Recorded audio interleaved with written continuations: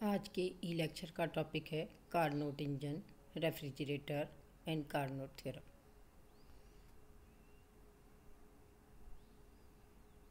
Carnot engine के बारे में हम पढ़ चुके हैं। आइए वापस से रिवाइज करते हैं।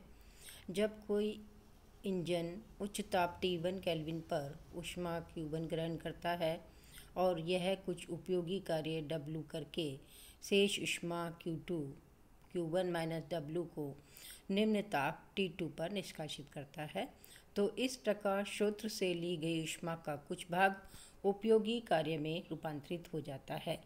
इस युक्ति को हीट इंजन कहते हैं। इसका सांकेतिक सिद्धांत चित्र में दर्शाया गया है। इसके अवस्था परिवर्तन चक्र को सूचक आरेख 2 द्वारा ABCD के द्वारा प्रदर्शित किया गया है।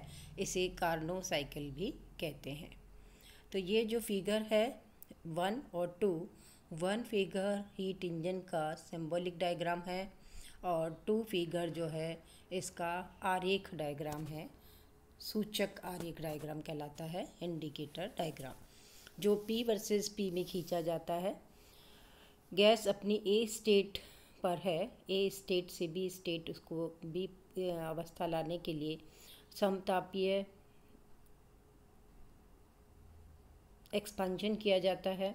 B से C तक एडियाबैटिक एक्सपेंशन किया जाता है। C से D तक आइसोथर्मल कंप्रेशन किया जाता है और D से A पॉइंट तक वापस गैस को अपनी इनिशियल पॉइंट पर ले जाने के लिए एडियाबैटिक कंप्रेशन किया जाता है। तो इस प्रकार से गैस पुनः अपनी स्टेट ए में आ जाती है। ये साइकिल कार्नो साइकिल कहलाता है। यह कार्नो चक्र पूर्णतः उत्क्रमणीय होता है, अतः इस प्रक्रम को विपरीत दिशा में भी संचालित किया जा सकता है।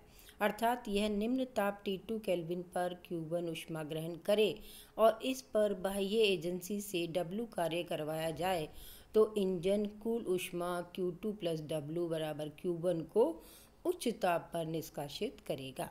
इस प्रकार विपरीत क्रम में यह प्रक्रम रेफ्रिजरेटर के समान कार्य करता है, क्योंकि यह प्रक्रम निम्न ताप से उच्च ताप की ओर ऊष्मा का स्थानांतरण करता है। रेफ्रिजरेटर का सांकेतिक सिद्धांत चित्र 3 में तथा अवस्था परिवर्तन चक्र यानी कार्नो साइकिल चित्र 4 में प्रदर्शित किया गया है। आइए चित्र 3 और 4 के बारे में देखें। तो ये चित्र 3 जो है, जिसके अंदर टेम्परेचर लोअर टेम्परेचर से हायर टेम्परेचर की तरफ फ्लो हो रहा है, लेकिन external agency external work W इस पर किया जा रहा है। तो ये हुआ रेफ्रिजरेटर का सांकेतिक डायग्राम। और 4 फिगर जो है, जो P और V वर्सेस खींचा जा रहा है, इसे इंडिकेटर डायग्राम कहते हैं। तो जो पहले हमने आपको बताया था कि अवस्था कैसे बदल रही है, A से B, B से C, C से D, D से A, यहाँ पर इसका जस्ट उल्टा प्रक्रम किया गया। B से D, D से C, C से B और B से A अवस्था पुनः A ही प्राप्त हो रही है, लेकिन प्रोसेस जो है, डायरेक्शन जो है यहाँ पर उल्टी है। तो ये प्रक्रम अवस्था परिवर्तन चक्र रेफ्रिजरेटर के लिए बनाया गया है। यहाँ आप देख रहे हो ऊष्मा लोअर टेम्परेचर से हायर टेम्परेचर की तरफ फ्लो हो रही है, लेकिन विथ द एक्सटर्नल एजेंसी। क्या निष्कर्ष निकलता है इससे? निष्कर्ष निकलता है कि कार्नो चक्र ऊष्मा इंजन और रेफ्रिजरेटर दोनों की तरह कार्य कर सकता है। कार्नो साइकिल जो है उसको आप हीट इंजन की तरफ भी काम में ले सकते हैं। D से A तक पहुंचा रहे हैं तो वो हीट इंजन की तरह कार्य कर रहा है। और अदरवाइज प्रोसेस अगर आप A से D, D से C, C से B और B से A कर रहे हैं तो ये रेफ्रिजरेटर की तरह कार्य करता है। कार्नो साइकिल की डायरेक्शन के हिसाब से वो हीट इंजन का कार्य कर सकता है या रेफ्रिजरेटर, दोनों का कार्य कर सकता है। कार्नो चक्र को रेफ्रिजरेटर की भांति उपयोग करने पर इसकी क्षमता इसके वर्क परफॉर्मेंस द्वारा ज्ञात की जाती है। तो आइए देखते हैं वर्क परफॉर्मेंस ऑफ रेफ्रिजरेटर कैसे डिफाइन किया जाता है। ताप T2 पर रेफ्रिजरेटर द्वारा अवशोषित ऊष्मा अगर Q2 है तो उच्च ताप T1 पर रेफ्रिजरेटर द्वारा निष्कासित ऊष्मा Q1 है। क्या हो रहा है, जो T2 पर रेफ्रिजरेटर ऊष्मा अवशोषित कर रहा है वो Q2 है, और जो निष्कासित कर रहा है किसको, सोर्स को, वो Q1 है। तो कार्यकारी पदार्थ यानी आदर्श गैस के द्वारा किया गया कार्य Q1 माइनस Q2 है। इंजन का प्रशीतलन प्रभाव यानी कूलिंग इफेक्ट उसके द्वारा अवशोषित ऊष्मा Q2 पर निर्भर करता है।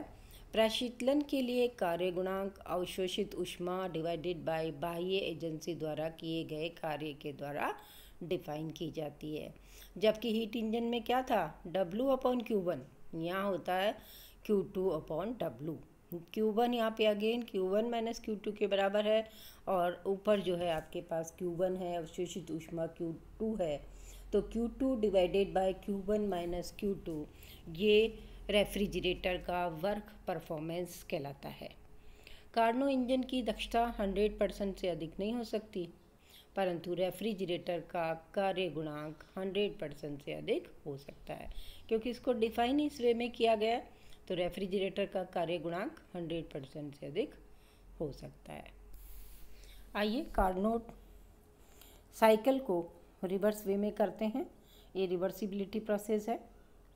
कार्नो इंजन की उत्क्रमणीयता व कार्नो थ्योरम क्या है। बहुत इंपॉर्टेंट आर्टिकल है कार्नो थ्योरम। कार्नो इंजन के चक्रीय प्रोसेस में सभी प्रक्रम, चाहे समतापी हो या एडियाबेटिक हो, आदर्श गैस में धीमी गति से किए जाते हैं।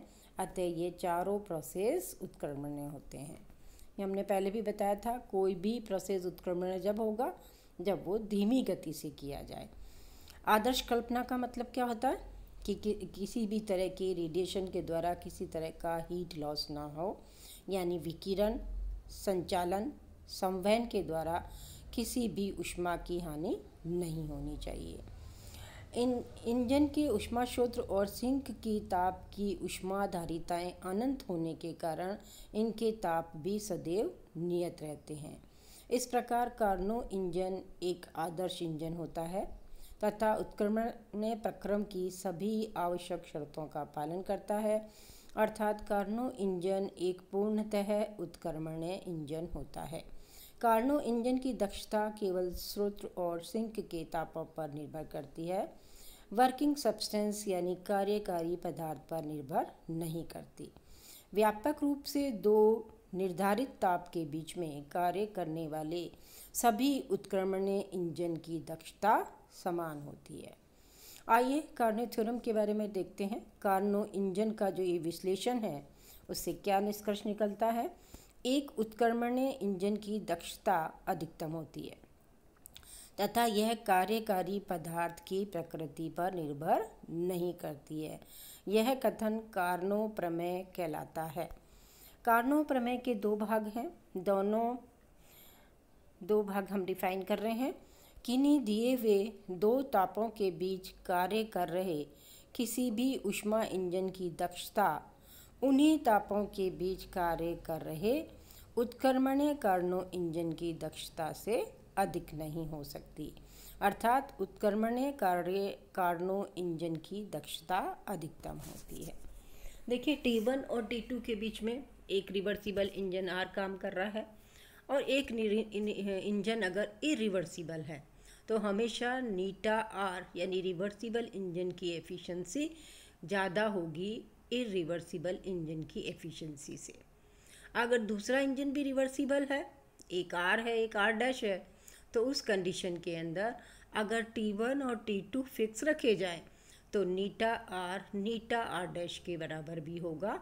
अगर ये दोनों, यहाँ तो ये इरिवर्सिबल इंजन की तरह कार्य रेफ्रिजरेटर बनाया है ऐसे बाद में इस फिगर के अंदर जो है ये किसी और ऑब्जेक्ट से बनाया हुआ है, लेकिन यहाँ मैं बताना चाह रही हूँ कि अगर आर डैश दोनों रिवर्सिबल इंजन हैं तो उनकी दक्षता समान होगी। अगर T1 और T2 फिक्स हैं, उन्हीं निर्धारित टेम्परेचर के बीच में अगर हीट इंजन कार्य कर रहे हैं, दूसरा एक हीट इंजन रिवर्सिबल है दूसरा इरिवर्सिबल है, तो रिवर्सिबल हीट इंजन की दक्षता इरिवर्सिबल हीट इंजन से ज़्यादा होगी।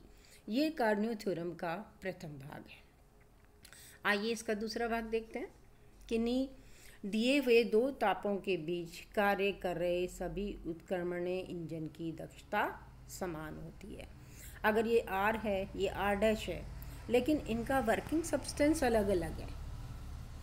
ताप T1 और T2 फिक्स है, लेकिन जो हीट इंजन हमारे पास हैं वो दोनों ही रिवर्सिबल हीट इंजन हैं, और केवल उनके कार्यकारी पदार्थ अलग अलग हैं। तो अब क्या देखते हैं हम कि कार्यकारी पदार्थ पर एफिशिएंसी डिपेंड नहीं करती है। उस समय नीटा R' के बराबर है, वर्किंग सब्सटेंस इनके अलग अलग हैं तब भी। ये कार्नोट थ्योरम का सेकंड भाग है। तो ये कार्नोट थ्योरम के दोनों भाग हैं। धन्यवाद।